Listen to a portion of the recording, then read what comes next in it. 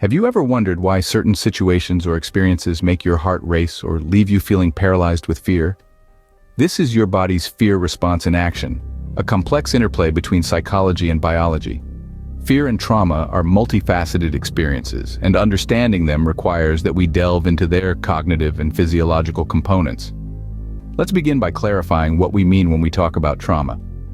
Trauma, in essence, is a deeply distressing or disturbing experience that can have long-lasting effects on an individual's mental and physical well-being. This operational definition helps us break down a complex issue, leading us to focus on how fears are formed, deconstructed, and ultimately replaced with new, positive memories. To understand how our bodies react to fear-inducing stimuli, we need to look at the autonomic nervous system, specifically its sympathetic and parasympathetic branches. These systems regulate our overall alertness and calmness, playing a crucial role in our body's response to fear. Now let's zoom into the brain, where we find the amygdala, a key player in threat detection. But it's not a solo act. The amygdala integrates various types of information to generate an appropriate response to perceived danger. It's like the conductor of an orchestra, harmonizing different elements to produce a unified output. Another important brain region is the periaqueductal gray, or PAG, located in the brainstem. Central to the freeze response, the PAG can trigger this reaction even in situations where there is no immediate threat, like when someone with a fear of public speaking freezes at the podium. Understanding these biological and psychological roots of fear and trauma is the first step towards unmasking them. It's a journey of exploration, delving deep into the human mind and body, unraveling the threads that weave together to form our experiences of fear and trauma. Now that we've shed some light on the biological and psychological roots of fear and trauma, let's dive into how we can potentially erase these distressing memories. Ever heard of the term reversal extinction? It's a powerful tool in the fight against fear and trauma. Let's break it down a bit. Reversal extinction is a process that involves revisiting a traumatic or fearful narrative, not just once but repeatedly. This repetition is not to reinforce the fear, but rather to diminish the impact it has on us. It's a bit like desensitizing ourselves to something that once held power over us. But it doesn't stop there. The second part of the process is relearning a new narrative, one with positive associations. This can be thought of as an antidote to the harmful narrative we've been carrying around. It's about replacing the fear and anxiety with feelings of safety, calm, and even joy.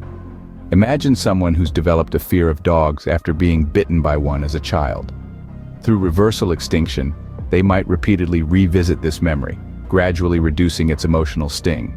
Then, they could learn a new, positive narrative, perhaps by spending time with a friendly, well-behaved dog, and associating this positive experience with dogs in general. Finally, the third part is about attaching those positive associations to the formerly traumatic or fearful event. This is where the real magic happens. The individual begins to rewrite their narrative, attaching their new positive feelings to the memory of the event that once caused them fear. Over time, this can lead to a significant reduction in fear and anxiety.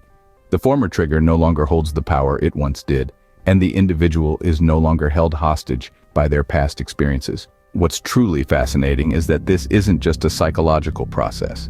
It's also a biological one. The brain literally rewires itself, forming new, positive associations where there were once only negative ones.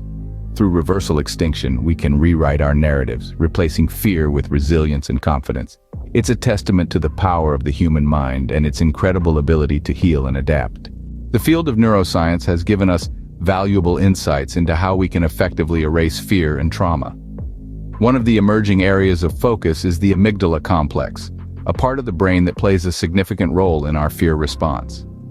Through its interaction with the dopamine system, it's possible to wire in new positive memories to replace those that induce fear. Neuroplasticity, the process whereby connections between neurons in our brains are strengthened, is at the heart of our fear response. Interestingly, this same neuroplasticity can be targeted by treatments designed to undo this fear response. And that's where behavioral therapies, drug therapies, and brain-machine interfaces come into play.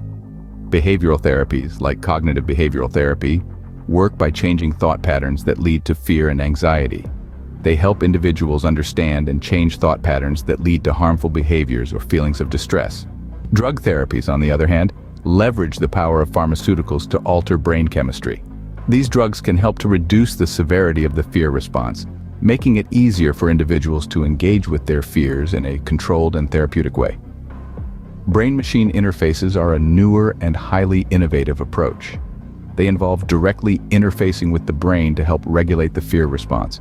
This can be achieved by stimulating certain areas of the brain or by calming overactive regions that contribute to excessive fear. But the innovation doesn't stop there. Treatments like ketamine-induced dissociation are breaking new ground. This approach allows individuals to recall and recount their trauma while experiencing a different set of emotional responses, leading to remapping of new feelings onto old ones, and ultimately, the extinction of trauma and fear. And then there's MDMA-assisted psychotherapy. This method uses the unique effects of MDMA to create a state of profound euphoria, safety, and enhanced emotional connection in the brain and body.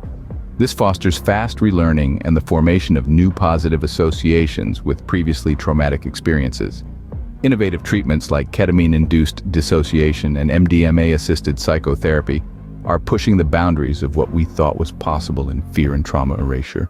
As we continue to learn more about fear and trauma, the future of treatment looks promising. One area that has sparked significant interest is the potential of MDMA-assisted psychotherapy. This innovative approach involves using the effects of MDMA to create a unique state in the brain and body.